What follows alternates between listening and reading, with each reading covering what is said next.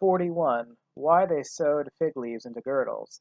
They did this in the first place because the fruit of the fig is very pleasant and agreeable to the taste. Therefore, the sacred historian here, by a symbolic expression, indicates those who sew together and join pleasures to pleasures by every means and contrivance imaginable. Therefore, they bind them around the place where the parts of of generation are seated, as that is the instrument of important transactions. And they do this, secondly, because although the fruit of the fig tree is, as I have already said, sweeter than any other, yet its leaves are harder. And therefore Moses here wishes by this symbol to intimate that the motions of pleasure are slippery and smooth in appearance, but that they nevertheless are in reality hard, so that it is impossible that he who feels them should be delighted unless he was previously sorrowful, and he will again become sorrowful. For to be always sorrowing is a melancholy thing between a double grief, the one being at its beginning, and the other coming before the first is ended. 42. What is meant by the statement that the sound was heard of God walking in the paradise? Was it the sound of his voice or of his feet, and can God be said to talk?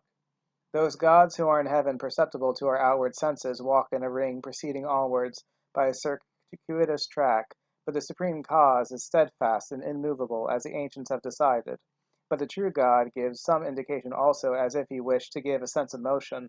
For in truth, even without his uttering any words, the prophets hear him, by certain virtue of some diviner voice sounding in their ears, or perhaps being even articulately uttered.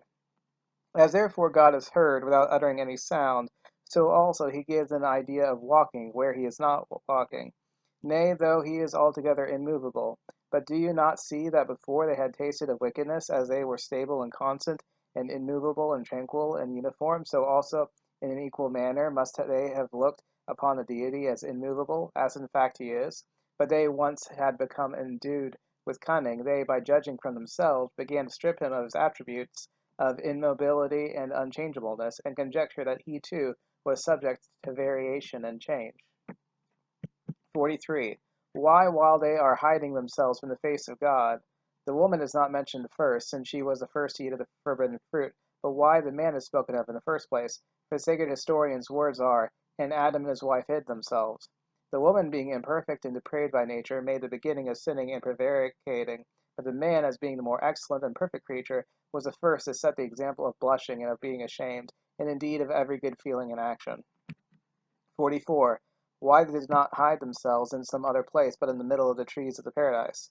Everything is not done by sinners with wisdom and sagacity, but it often happens that while thieves are watching for an opportunity to plunder, having no thought of the deity who presides over the world, the booty which is close to them and lying at their feet is by some admirable management wrested from them without delay, and something of this kind took place on the present occasion. For when they ought rather to have fled to a distance from the garden in which their offense had taken place, they still were arrested in the middle of the paradise itself, in order that they might be convicted of their sin, too clearly to find any refuge even in flight itself. And this statement indicates in a figurative manner that every wicked man takes refuge in wickedness, and that every man who is wholly devoted to his passions flies to those passions as to an asylum. 45. Why God ask Adam, "Where art thou?" when he knows everything, and why he does not also put the same question to the woman. The expression, "Where art thou?" does not here seem to be a mere interrogatory, but rather a threat and a conviction. Where art thou now, O man? From how many good things art thou changed? Having forsaken immortality and a life of the most perfect happiness, you have become changed to death and misery, in which you are buried. But God did not condescend to put any question to the woman at all, looking upon her as the cause of the evil which had occurred, and as the guide to her husband to a life of shame. But there is an allegorical meaning in this passage, because the principal part is the man, his guide, the mind, having in itself the masculine principle. When it gives ear to any one, introduces also the defect of the female part, namely that of the outward sense. Why the man says, "The woman gave me of the tree and I did eat," but the woman does not say, "The serpent gave to me, but the serpent beguiled me, and I did eat." The literal expression here affords grounds for the probable opinion that woman is accustomed rather to be deceived than to devise anything of importance out of her own head. But with the man the case is just the contrary. But as regards the intellect, everything which is the object of the outward senses beguiles and seduces each particular sense of every imperfect being to which it is adapted, and the senses then, being vitiated by the object, infects the dominant and principal part, the mind, with its own taint. Therefore the mind receives the impression from the outward senses, giving it that which it has received itself. For the outward sense is deceived and beguiled by the sensible objects submitted to it. But the senses of the wise man are infallible, as also are the cogitations of his mind. 47. Why God curses the serpent first, then the woman, and the man last of all. The reason is that the order of the verses followed the order in which the offenses were committed. The first offense was the deceit practiced by the serpent. The second was the sin of the woman, which was owing to him when she abandoned herself to his seduction. The third thing was the guilt of the man in yielding rather to the inclinations of the woman than to the commandments of God. But this order is very admirable, containing within itself a perfect allegory, inasmuch as the serpent is the emblem of desire, as is proved in the woman of the outward sense, but the man is a symbol of the intellect. Therefore, the infamous author of the sin is desire, and that first deceives the outward sense, and then the outward sense captivates the mind. 48.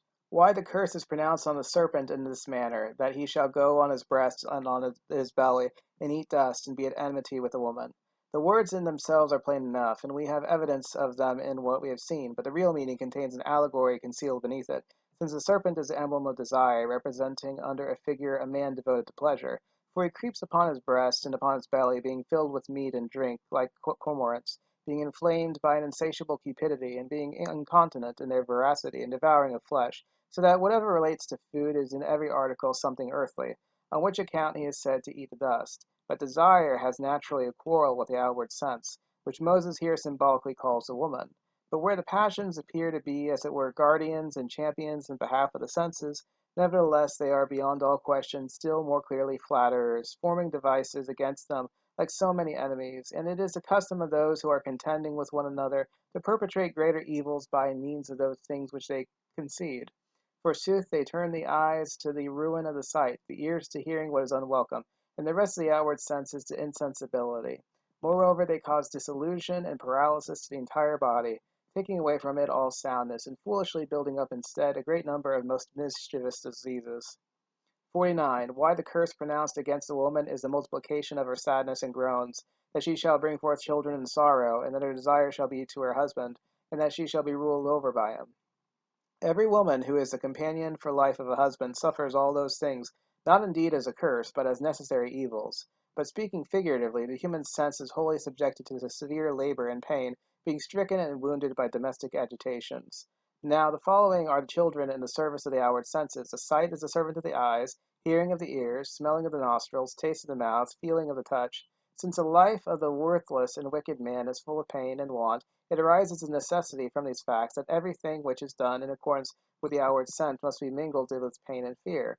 In respect to the mind, the conversion of the outward sense takes place towards the man, not as to a companion for it, like the woman is subject to authority as being depraved, but as to a master, because it has chosen violence rather than justice. 50.